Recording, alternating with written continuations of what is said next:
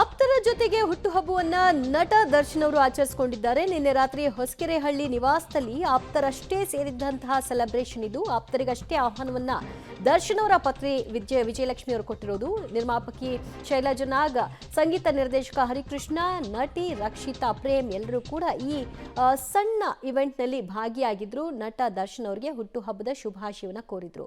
ಇವರೆಲ್ಲರೂ ಕೂಡ ಆಪ್ತರು ಯಾರಿದ್ದಾರೆ ಅವರನ್ನಷ್ಟೇ ಇನ್ವೈಟ್ ಮಾಡಿದ್ದಾರೆ ವಿಜಯಲಕ್ಷ್ಮಿ ಅವರು.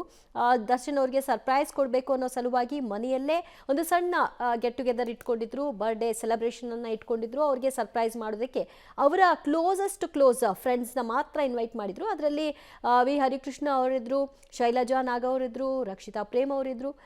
ಇನ್ನು ಕೆಲವರಷ್ಟೇ ಈ ಒಂದು ಕಾರ್ಯಕ್ರಮದಲ್ಲಿ ಇದ್ದದ್ದು ಸ್ಪೆಷಲ್ ಆಗಿತ್ತು.